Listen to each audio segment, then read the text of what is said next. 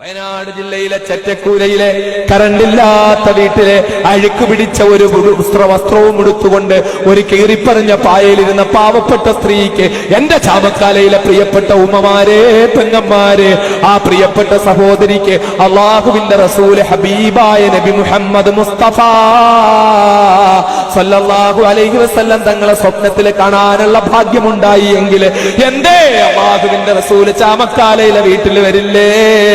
എന്റെ പ്രിയപ്പെട്ട പെങ്ങൾക്ക് ദർശനം കിട്ടില്ലേ?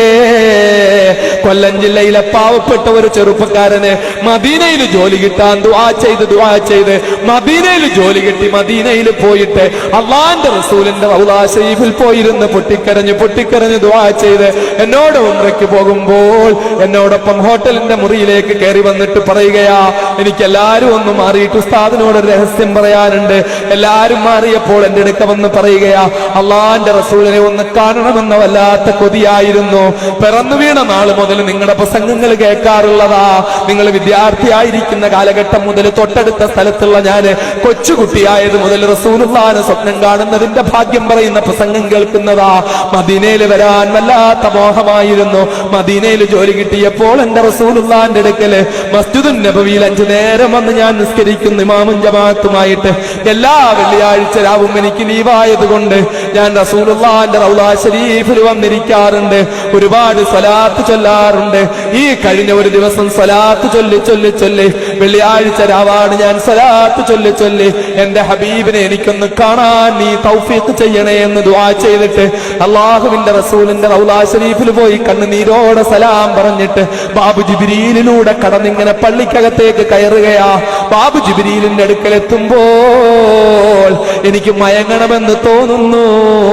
ഞാൻ ബാബു ജിബ്രീലിന്റെ സൈഡിൽ പോയിട്ട് കയ്യിലിരുന്ന ഒരു ചെറിയ ടവൽ തലയിൽ ഇങ്ങനെ വെച്ചുകൊണ്ട് ഞാനങ്ങ് അല്പസമയം കിടന്നു. എന്റെ ആ കിടപ്പിൽ ഞാനങ്ങ് മയങ്ങിപ്പോയി. ആ മയക്കത്തിൽ ഉസ്താദേ എന്റെ ഹബീബായ നബി മുഹമ്മദ് മുസ്തഫ സല്ലല്ലാഹു അലൈഹി വസല്ലം തങ്ങളെ ഞാൻ കണ്ടു. അള്ളാന്റെ റസൂലിനെ കാണാതെ കണ്ടെന്ന് പറയാൻ ഒരാൾക്ക് കഴിയില്ല. കാരണം റസൂലുള്ള സ്വപ്നത്തിൽ കാണുന്നെങ്കിൽ അത് അള്ളാന്റെ റസൂല് തന്നെയാ. ഒരിക്കലും റസൂലുള്ളാഹിയുടെ രൂപം പ്രാപിക്കാൻ ഇബ്ലീസിന് കഴിയില്ല. ഹബീബായ നബിയെ ഒരു സത്യവിശ്വാസി കണ്ടാൽ അത് കണ്ടത് തന്നെയാ.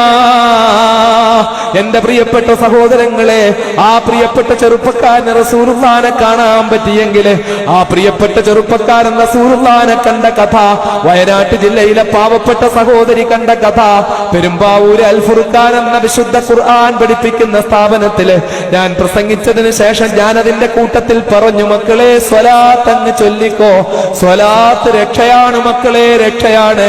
സ്വലാത്ത് ചൊല്ലിക്കോ, സ്വലാത്ത് കൊണ്ട് സർവ്വതും നേടാൻ പറ്റുമെന്ന് പ്രസംഗത്തിന്റെ ലഹരിയിൽ ഞാൻ ഇടയ്ക്കങ്ങ് പറഞ്ഞു. ഒരു പാവപ്പെട്ട ചെറുപ്പക്കാരന്റെ ഹൃദയത്തിലേക്ക് അതങ്ങ് തളച്ച് കയറി.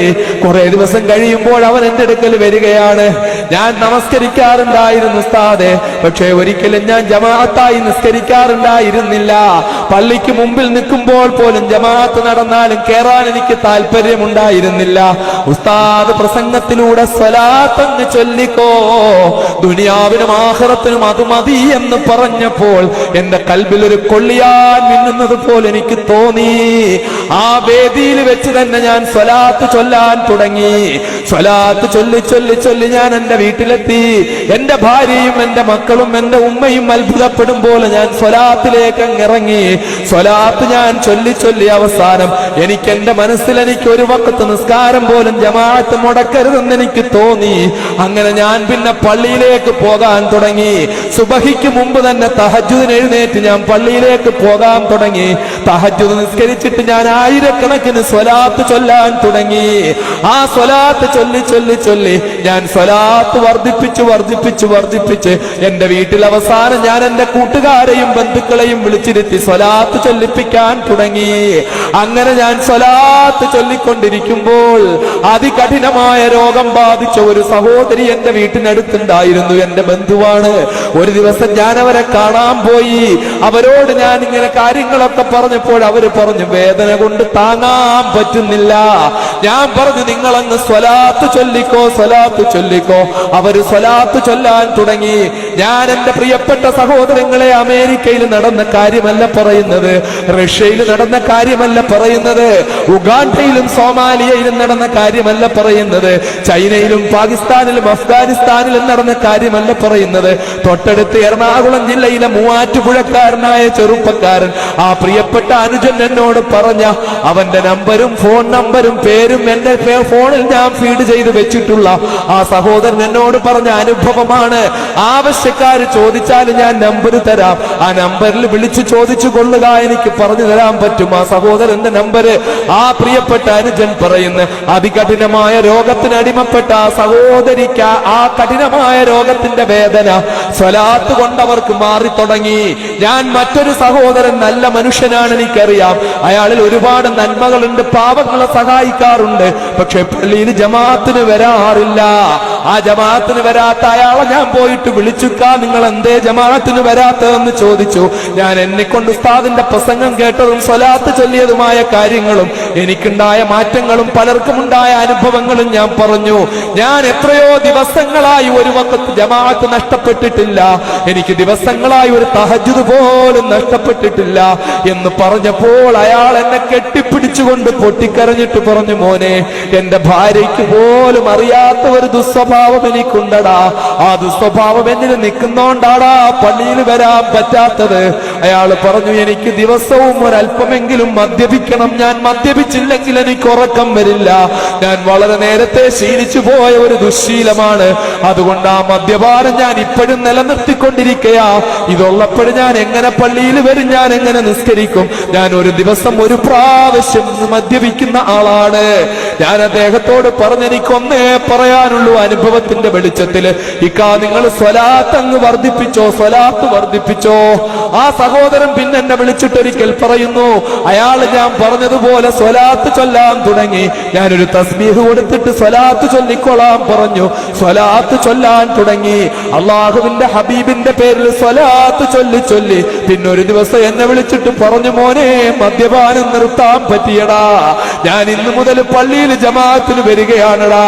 അങ്ങനെ ജമാഅത്തിന് വന്നുകൊണ്ടിരിക്കുന്നു, സുബഹി ഉൾപ്പെടെ ജമാഅത്തിന് വന്നുകൊണ്ടിരിക്കുന്നു എന്ന് എന്നെ വിളിച്ചു പറഞ്ഞ ആ സഹോദരൻ ഇന്നിപ്പോൾ ഞാൻ ഇങ്ങോട്ട് വരുന്ന വഴിക്ക് അത്ഭുതം എന്ന വണ്ണം അവന്റെ ഫോൺ വരികയാണ്. ഞാൻ പലപ്പോഴും പ്രസംഗങ്ങളിൽ പറയാറുള്ളത് പോലെ അറിയാത്ത നമ്പറിൽ നിന്ന് ഫോൺ വന്നാൽ ഞാൻ എടുക്കാറില്ല, കാരണം എന്റെ ശത്രുക്കൾ എങ്ങനെയൊക്കെയാ പ്രവർത്തിക്കുന്നതെന്ന് എനിക്കറിയില്ല. ഒരു ഫോൺ പറഞ്ഞിട്ടാ എന്റെ പ്രിയപ്പെട്ട ഭാര്യ ഇപ്പോൾ കുടുക്കിയിരിക്കുന്നത്, ആ ഒരു ഫോൺ പറഞ്ഞിട്ടാ പണ്ട് എന്നെ 9.5 വർഷം ജയിലിൽ വെച്ചത്. അതുകൊണ്ട് അറിയാത്ത ഫോണിൽ നിന്ന് അറിയാത്ത നമ്പറിൽ നിന്ന് കോൾ വന്നാൽ ഞാൻ എടുക്കാറില്ല. പക്ഷെ ഞാൻ ഫീഡ് ചെയ്ത നമ്പറായതുകൊണ്ട് ഞാൻ എടുത്തു. 10 മിനിറ്റ് ഞാൻ അവനുമായി സംസാരിച്ചു വണ്ടിയിലിരുന്ന്. അവൻ പറയുകയാണ്, ഉസ്താദേ, ആ സിക്കാവുണ്ടല്ലോ, അദ്ദേഹം ഇപ്പോൾ 40 ദിവസം തുടർച്ചയായിട്ട് ഒരു ദിവസം മുടങ്ങാതെ തഹജ്ജുദ് നിസ്കരിച്ചിരിക്കുന്നു. 40 ദിവസം ഒരു വഖത്ത് നിസ്കാരവും ജമാഅത്ത് നഷ്ടപ്പെടാതെ സുബഹി ഉൾപ്പെടെ നിസ്കരിച്ചിരിക്കുന്നു എന്ന് മാത്രമല്ല സ്വലാത്ത് ആയിരക്കണക്കിന് ചൊല്ലുന്നു. അദ്ദേഹത്തിന് കഠിനമായ കാൽവേദനയുണ്ടായിരുന്നു, ആ സ്വലാത്തിന്റെ ശക്തി കൊണ്ടാണെന്ന് അദ്ദേഹം വിശ്വസിക്കുന്നു. ആ കാൽവേദന അങ്ങ് മാറി. ഇപ്പോൾ അദ്ദേഹം 40 ദിവസവും തുടർച്ചയായിട്ട് തഹജ്ജുദ് ഉൾപ്പെടെ നിസ്കരിച്ച് ഒരു വഖത്ത് പോലും ജമാഅത്ത് നഷ്ടപ്പെടാതെ സുബഹി ഉൾപ്പെടെ നിസ്കരിച്ചിട്ട് ആ വിവരം എന്നോട് പറഞ്ഞത് പറയാനാ ഞാൻ വിളിക്കുന്നതെന്ന് പറഞ്ഞെങ്കിൽ എന്റെ പ്രിയപ്പെട്ട സഹോദരങ്ങളോട് ഞാൻ പറയുകയാ, മൂവാറ്റുപുഴയിലെ ചെറുപ്പക്കാരന് നവാസ് എന്ന ചെറുപ്പക്കാരന്, മദീനയിൽ ജോലി ചെയ്യുന്ന കൊല്ലംകാരനായ ചെറുപ്പക്കാരന്, വയനാട് ജില്ലയിലെ പാവപ്പെട്ട പട്ടിണിക്കാരിയായ സഹോദരിക്ക്, ഇവരിലൊക്കെ സ്വലാത്ത് അത്ഭുതം സൃഷ്ടിച്ചിട്ടുണ്ടെങ്കിൽ, സ്വലാത്ത് കൊണ്ട് അത്ഭുതം സൃഷ്ടിച്ചിട്ടുണ്ടെങ്കിൽ എന്റെ പ്രിയപ്പെട്ട സഹോദരങ്ങളെ, എന്റെ പ്രിയപ്പെട്ട ചെറുപ്പക്കാരെ, അനുജന്മാരെ, എന്റെ പ്രിയപ്പെട്ട ഉമ്മമാരെ, പെങ്ങന്മാരെ, ഞാൻ എന്റെ പ്രിയപ്പെട്ട ഉമ്മമാരോട് പറയുകയാ, പെങ്ങന്മാരോട് പറയുകയാ, എന്റെ കൊച്ചു പെങ്ങന്മാരോട് പറയുകയാ, ഈ മൊബൈൽ ഫോണിന്റെ ലോകത്തോട് വിട പറയണേ. അതികഠിനമായ വിപത്താണ് ഇതുകൊണ്ട് സൃഷ്ടിക്കപ്പെടുന്നത്. അതിന് അനിവാര്യമായ ഘട്ടത്തിൽ ഉപയോഗിക്കേണ്ടി വന്നാൽ എന്റെ പെങ്ങന്മാർ ഒരു തീരുമാനമെടുക്കണം. അന്യപുരുഷന്മാരുമായി സംസാരിക്കില്ല, ഒന്നിന്റെ പേരിലും സംസാരിക്കില്ല, ഒന്നിന്റെ പേരിലും സംസാരിക്കില്ല. ശൈത്താൻ ഖുർആൻ എങ്ങനെയാണ് രൂപപ്പെട്ടു വരുന്നതെന്ന് പറയാൻ കഴിയില്ല. ഈ വിശുദ്ധ റമളാനിൽ 27 രാവിലെ അൻവാർ ശരീയിൽ നടന്നു വരുന്ന സ്വലാത്തിന്റെ വിശുദ്ധ ഖുർആൻ ഓതി, റമളാനിൽ ഖത്തമോതി, നൂറുകണക്കിന് ഖത്തമോതി, 27 രാവിലെ ആയിരക്കണക്കിന് മുഅ്മിനീങ്ങൾ കൂടി ദുആ ചെയ്യുന്ന ആ പരിപാടി ഈ വർഷം അൻവാർ ശരീയിൽ 27 രാവ് മൊത്തം ഹയാത്താക്കിക്കൊണ്ട് മഗ്രിബ് മുതൽ ഇശാ മുതൽ സുബഹി വരെ ഇബാദത്തും ബയാനുമായിട്ട് പോയ കൂട്ടത്തില് 1-2 മണിക്കൂർ വിനീതനായി ഞാൻ സംസാരിക്കുകയുണ്ടായി. അത് കഴിഞ്ഞിട്ട് 28 രാവിലെ രാത്രിയിൽ ഞാൻ ദിക്ർ ചൊല്ലിക്കൊണ്ട് ഖുർആൻ ഓതിക്കൊണ്ട് ഞാൻ എന്റെ ഒരു സഹോദരന്റെ വീട്ടിലിരിക്കുമ്പോൾ എന്റെ ഫോണിൽ ഇങ്ങനെ നിരന്തരമായിട്ടൊരു കാള് വന്നുകൊണ്ടിരിക്കുന്നു. ആ കാള് ഞാൻ നേരത്തെ പറഞ്ഞതുപോലെ പരിചയമില്ലാത്തത് കൊണ്ട് ഞാൻ എടുക്കുന്നില്ല. പക്ഷെ എത്രയോ മിസ്കാളായി ഒരുപാടായിട്ടും എടുക്കാതിരിക്കുമ്പോൾ അതിലൊരു മെസ്സേജ് വരുന്നു, ഉസ്താദേ ഒരു പാവപ്പെട്ട സഹോദരിയാ, ഒരു സംശയം ചോദിക്കാനാണ്, അങ്ങൊന്ന് എടുക്കുമോ എന്ന്. ഒരു പക്ഷേ അതുകൊണ്ടൊരു ഹിദായത്തിന്റെ വഴി തുറന്നാലോ. ഞാൻ ആ അടുത്ത ഫോൺ ഒന്ന് അറ്റൻഡ് ചെയ്യുമ്പോൾ ആ സഹോദരി എന്നോട് പറയുന്നത് എന്താണെന്നറിയുമോ? ഞാൻ എന്റെ പ്രിയപ്പെട്ട ഉമ്മമാർക്ക്, പെങ്ങന്മാർക്ക്, എന്റെ പ്രിയപ്പെട്ട കൊച്ചു പെങ്ങന്മാർക്ക് ഒരു അനുഭവത്തിന് ഞാൻ പറയുകയാ, അള്ളാഹുവിനെ മുൻനിർത്തി ഞാൻ പറയുകയാ, ഒരു നേരിയ സംശയം പോലും നിങ്ങൾക്ക് വേണ്ട. ആ പ്രിയപ്പെട്ട സഹോദരിയെ പറ്റി പറയുന്ന കാര്യത്തിൽ ഒരു ചെറിയ കാര്യം പോലും ഞാൻ കടത്തി പറയുന്നില്ല. ആ പ്രിയപ്പെട്ട പെങ്ങൾ എന്നോട് പറയുകയാ, ഞാനൊരു വല്ലാത്ത പ്രതിസന്ധിയിലാണ് ഉസ്താദേ. എന്താ മോളെ നിന്റെ പ്രതിസന്ധി? ഉസ്താദേ, എന്റെ ഭർത്താവ് ഗൾഫിലാണ്, എനിക്ക് വേണ്ടി മരിക്കാൻ തയ്യാറുള്ള മനുഷ്യനാണ്, എന്തും ചെയ്യാൻ തയ്യാറുള്ള ആളാ, എന്തു ചോദിച്ചാലും താഴ്ച തരുന്ന ആളാ, എനിക്കും മക്കൾക്ക് വേണ്ടിയും അദ്ദേഹം ജീവിക്കുന്നത്. ഇപ്പോഴെന്തു പറ്റിപ്പോയി? ഞാൻ മനസ്സിലാക്കിയതും ഞാൻ ചിന്തിച്ചതും അദ്ദേഹത്തിന് ഏതോ മാരക രോഗം പിടിപെട്ടുപോയി, ദുആ ചെയ്യണമെന്ന് പറയാൻ വേണ്ടിയാണ്. അതല്ലെങ്കിൽ അദ്ദേഹം വേറേതോ പെൺകുട്ടിയെ ഇഷ്ടപ്പെട്ട് കല്യാണം കഴിക്കുന്നു എന്ന് പറയാൻ പോകുന്ന എനിക്ക് തോന്നിയത്. പക്ഷെ ആ പ്രിയപ്പെട്ട പെങ്ങളെന്നോട് പറഞ്ഞത് എന്താണെന്നറിയോ? അദ്ദേഹത്തിന്റെ ബന്ധുവായ ഒരു ചെറുപ്പക്കാരനുണ്ട്, 5 നേരം നിസ്കരിക്കുന്ന ആളാണ്, നോമ്പ് നോക്കുന്ന ആളാണ്, ഒരുപാട് നല്ല കാര്യങ്ങൾ ചെയ്യുന്ന ആളാണ്. അയാൾ ഇടയ്ക്കിടയ്ക്ക് ഇവിടെ വിളിച്ച് വിശേഷങ്ങൾ ചോദിക്കാറുണ്ടായിരുന്നു, ഇടയ്ക്ക് ഇവിടെ വരാറുമുണ്ടായിരുന്നു. വല്ലപ്പോഴുമൊക്കെ ഫോൺ വിളിക്കുമ്പോൾ ആദ്യം ഞാനതങ്ങ് അറ്റൻഡ് ചെയ്യുമായിരുന്നു. അപകടമൊന്നുമില്ലെന്നുള്ള രീതിയിലാണ് അറ്റൻഡ് ചെയ്തത്. പിന്നീട് ആ മനുഷ്യന്റെ സംസാരത്തിന്റെ ശൈലികൾ മാറാൻ തുടങ്ങി. അദ്ദേഹം എന്നെ നിരന്തരമായി വിളിച്ചുകൊണ്ടിരിക്കുന്നു. ഇപ്പോഴത്തെ അവസ്ഥ എന്താണെന്ന് വെച്ചാൽ, അദ്ദേഹം പറയുന്നത് എന്റെ ഭർത്താവിന്റെ ബന്ധു കൂടിയാണ് അദ്ദേഹം പറയുന്നത് അദ്ദേഹത്തെ ഞാൻ വിവാഹം കഴിക്കാൻ തയ്യാറാകണമെന്ന്, എന്റെ ഭർത്താവിനെ ഞാൻ ഫസഖ് ചെയ്യണമെന്ന്, ആ ബന്ധം ഞാൻ വേർപെടുത്തണമെന്ന്, എന്നിട്ട് അദ്ദേഹത്തെ വിവാഹം കഴിക്കണമെന്നാ പറയുന്നത്. ഞാൻ ചോദിച്ചു, ഈ അർദ്ധരാത്രിയിൽ നിനക്കെന്നെ വിളിക്കാതെ തന്നെ തീരുമാനമെടുക്കാവുന്ന അവസ്ഥയില്ലേ? നിന്റെ മനസ്സിൽ ഇപ്പോഴെന്താ ഉള്ളത്? നിനക്കും നിന്റെ മനസ്സിൽ അയാൾ കയറിയിരിക്കുന്നു, അയാളെ കല്യാണം കഴിക്കണമെന്ന ആഗ്രഹം നിന്റെ മനസ്സിലില്ലെങ്കിൽ ഈ രാത്രിയിൽ നീ എന്നെ വിളിക്കില്ലല്ലോ മോളെ. നീ ഇപ്പോഴും വിളിക്കുന്നത് നിനക്കത് സ്വന്തമായിട്ട് മുറിച്ചു വിടാൻ പറ്റുന്നില്ലല്ലേ? അതാണ് ഉസ്താദേ യാഥാർത്ഥ്യം. എന്റെ മനസ്സടിമപ്പെട്ടു പോയിരിക്കുന്നു. ഈ മൊബൈൽ ഫോൺ എന്നെ വല്ലാതെ ചതിച്ചിരിക്കുന്നു. അതിലൂടെ വരുന്ന കോളുകൾ ഇന്ന് എനിക്ക് അയാൾ വിളിക്കാതിരുന്നാൽ എനിക്ക് വിഷമമായ അവസ്ഥയിലായിരിക്കുന്നു. എന്നാൽ എനിക്ക് എന്റെ പ്രിയപ്പെട്ട ഭർത്താവിനെ മറക്കാനും കഴിയുന്നില്ല. ഞാൻ ചോദിച്ചു, നീ വിശുദ്ധ റമളാനിലാ ഉള്ളത്, 2 ദിവസം കൂടിയുണ്ട് മോളെ തൗബ ചെയ്യാൻ. അനുഗ്രഹീതമായ റമളാനിൽ തൗബ ചെയ്തോ? നീ എത്ര വലിയ ധിക്കാരമാ കാണിക്കുന്നത്. നിനക്ക് വേണ്ടി മരിക്കാൻ തയ്യാറുണ്ടെന്ന് നീ പറയുന്ന ഭർത്താവ്, നിനക്ക് വേണ്ടി കഷ്ടപ്പെടുന്ന ഭർത്താവ്, നിനക്കും മക്കൾക്കും വേണ്ടി ജീവിക്കുന്നു എന്ന് നീ പറയുന്ന ഭർത്താവ്, അങ്ങനത്തെ ഭർത്താവ് നിന്നെ 100% വിശ്വസിച്ചുകൊണ്ട് നിനക്ക് ചാപ്പാട് തരാൻ വേണ്ടി ഗൾഫ് നാടിൽ പോയി കഷ്ടപ്പെടുമ്പോൾ നീ ഇവിടെ പുതിയ ആളെ സൃഷ്ടിച്ചുകൊണ്ട് അയാൾ ചോദിക്കുന്ന കാര്യങ്ങൾ, ഉസ്താദേ അതെന്റെ ഭർത്താവിനെക്കാളും ദീനുള്ള ആളാണ് അയാള്. അവസാനത്തെ ആയുധം ഇറക്കുകയാണ്. ഞാൻ ചോദിച്ചു, നീ എന്ത് ഭ്രാന്തിയാണ് പെണ്ണെ? അന്യ ഒരുത്തന്റെ ഭാര്യ ആഗ്രഹിക്കുകയും കെട്ടുകയും ചെയ്യണമെന്ന് പറയുന്നവന്റെ ദീൻ എന്താ? അവൻ എന്ത് ദീനുള്ളവനാണെന്നാ നീ പറയുന്നത്? എന്റെ പ്രിയപ്പെട്ട സഹോദരിമാരെ, ഇങ്ങനെ പല രൂപത്തിലും പിശാച് വരും. ഇതേ തൃശ്ശൂർ ജില്ലയിൽ നിന്ന്, ഇവിടുന്ന് വിളിച്ചാൽ കേൾക്കുന്ന ദൂരത്തിൽ നിന്ന്, ഞാൻ ജയിലിൽ പോകുന്നതിന് മുമ്പ് എനിക്കൊരു കത്ത് വരികയാ. ആ കത്തിനകത്ത് എഴുതിയിരിക്കുന്ന കാര്യം എന്താണെന്നറിയുമോ? ഇവിടുന്ന് കുറെ അപ്പുറത്ത് ഇതേ തൃശ്ശൂർ ജില്ലയില് മന്ത്രവാദം നടത്തുന്ന, തൽസമാത്ത് ചെയ്യുന്ന ഒരു തങ്ങളുണ്ട്. ആ തങ്ങളുടെ അടുക്കൽ പോയ ഒരു സ്ത്രീയാണ് എഴുതിയിരിക്കുന്നത്, ഭർത്താവ് ഗൾഫിലാണ്. ഞാനിത് എഴുതുന്നത് എന്റെ ഒരു കൂട്ടുകാരിക്ക് വേണ്ടിയാണ്. എന്റെ കൂട്ടുകാരിക്ക് വേണ്ടി എഴുതുകയാ. അവൾ ഇങ്ങനെ മന്ത്രവാദ ചികിത്സയ്ക്ക് വേണ്ടി ഒരു തങ്ങളുടെ അടുക്കൽ പോയി. ആ തങ്ങളുമായിട്ട് അങ്ങ് അടുപ്പമായി പോയി. ഇപ്പോഴും ഭർത്താവുമായിട്ട് ബന്ധമെന്താകുന്നതിന് വെറുപ്പുണ്ടാകുന്ന അവസ്ഥയില. ആ തങ്ങളാണെങ്കിലോ ഭാര്യയും മക്കളും ഉള്ളതാ. അദ്ദേഹവുമായിട്ട് അങ്ങ് ബന്ധമായി പോയി, അടുപ്പമായി പോയി. തങ്ങളാണോ പെങ്ങളാണോ നമുക്കറിയില്ല. അള്ളാഹുവിന്റെ റസൂലിന്റെ യഥാർത്ഥ കുടുംബത്തിൽപ്പെട്ടവൻ ഇതൊന്നും ചെയ്യില്ല. പിന്നെ ആരെങ്കിലും ഇങ്ങനെ ചെയ്തിട്ട് തങ്ങളാണെന്ന് പറയുന്നെങ്കിൽ എന്താണോ നമുക്കറിയില്ല. എന്തായാലും ഒരു കാര്യം, ആ പെണ്ണിന്റെ കത്ത് വായിച്ചു. കത്ത് ഞാൻ എന്റെ ഭാര്യ സൂഫിയയുടെ കയ്യിൽ കൊടുത്തു. എന്നിട്ട് ചോദിച്ചു, നിനക്കിത് വായിച്ചു നോക്ക്, എന്തെങ്കിലും തോന്നുന്നുണ്ടോ? വായിച്ചു നോക്കിയിട്ട് പറഞ്ഞു, ഒന്നുമില്ല. ആ സ്ത്രീയുടെ കൂട്ടുകാരി ഇങ്ങനെ കുടുങ്ങിപ്പോയി.